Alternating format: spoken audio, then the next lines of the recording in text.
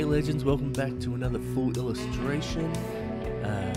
We're getting a little bit spooky with the ghosts of Halloween. With this illustration, it's done on with the Procreate app on an iPad Pro.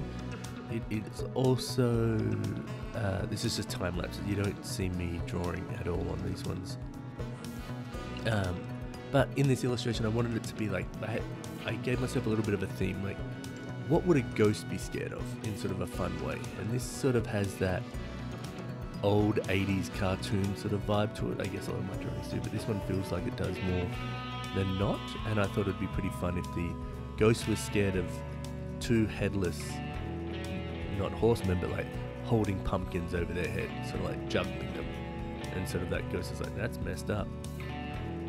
It was really fun getting the different angles of the pumpkin and then having them work, and then also how they sort of balance along there, and then figuring out how the ghost would work on here. And so once again I did an overlay on this, let the ghost sit forward in the layers, and I did an overlay of the blue so then I could highlight out, and then I think I threw in a little, so it was starting to look a bit dark, and I was like, oh, but that's kind of like fun. Then I needed a little bit of light to come in just to sort of soften it up, and I think I threw some light in at the top. And that's the final piece. This one here was really fun. This is the Frankenstein. I kind of wish I made him have like either two left feet or all thumbs, like he was put together incorrectly. Now that I look back on this now, because why is he tripping over? Like that should have been the gag. But anyway, as I was drawing this, I sort of was like, okay, he's holding pumpkins. What is he gonna do with the pumpkins? And the pumpkins more scary than the pumpkins. So falling, so I was like, oh, why would they be falling? I was tripping over. But I did find the tripping over pose to be quite difficult. Of like trying to figure out why, like what's tripping over, but I didn't land on anything. But it ended up being a really fun illustration because the illustration I just sort of gave the jack-o'-lanterns a little bit of character as well. Like they're scared of what's going to happen to them. That's what happened to the first one that fell over. Would have been fun if there was a stitched one together as well in the background. Man, maybe I should redo that. But anyway. So this one was really fun. I think adding the stitches in was just, it was super enjoyable. And the jack-o'-lanterns having these like a bunch of different sort of faces, and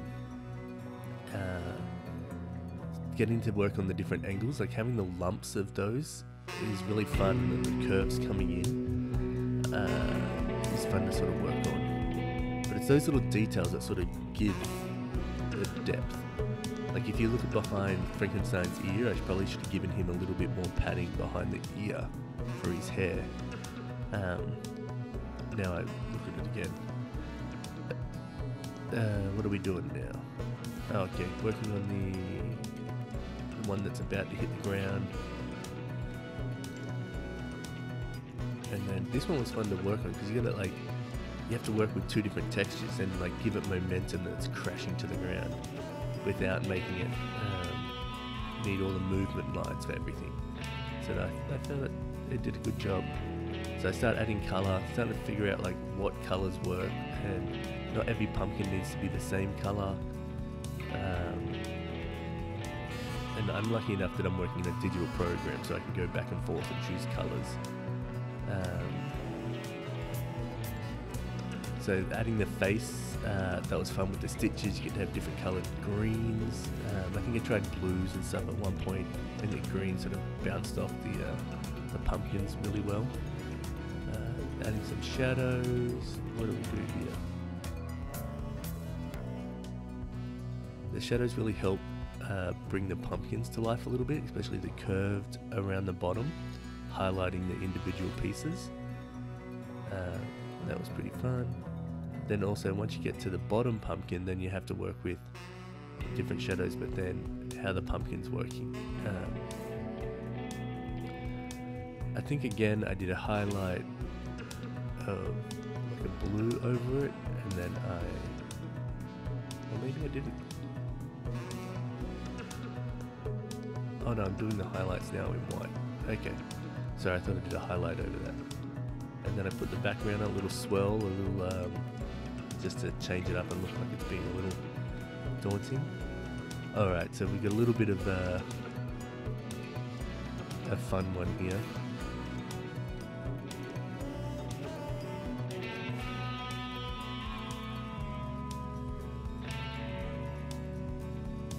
So I was like trying to think of ideas of what to do with a werewolf, and like I'm sure this one's been done a million times.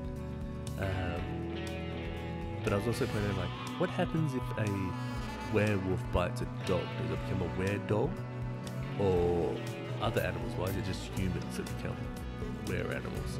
I'm not big, I don't know enough about the mythical legends of werewolves. I was just thinking about this stuff, but I was like, imagine if you had a dog that got bitten by a werewolf, but then it still wanted to go for a walk at night. That was the whole premise behind this. So when I first started drawing it, it was feeling a bit more like a mascot for like a team, like, oh, we're the Wonder Werewolves or something like that. And I was like, it's not really what I'm going for. So I started inking it in, like knowing that I was going to have to go back and sort of adjust that face. That's why I'm doing it in red, so it lets my brain know like there's still adjustments need to be made. So I start inking in, the shoulder's not working, I change my idea and change it with another layer. The bone to a ball. I try and change the face, it's not working.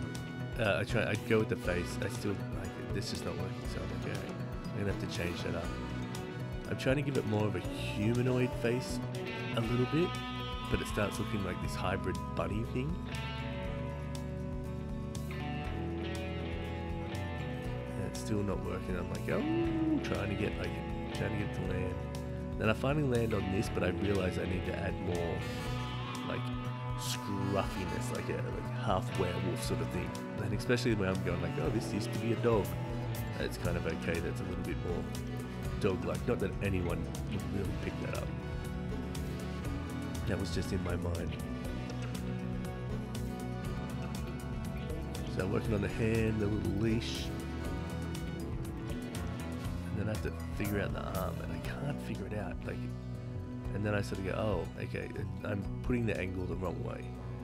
So I was trying to do it so it was angled back, but because the shoulder would be pulling the angle back, it had to sit like that. So anyway, so I start adding colour, the classic werewolf, light brown and darker brown.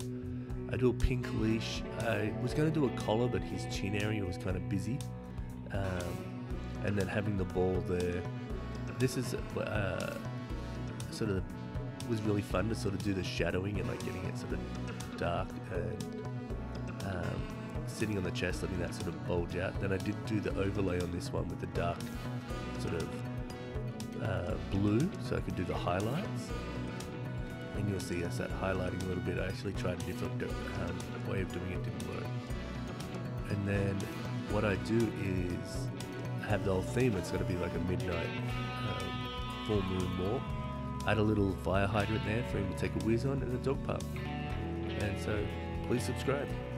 That was quick.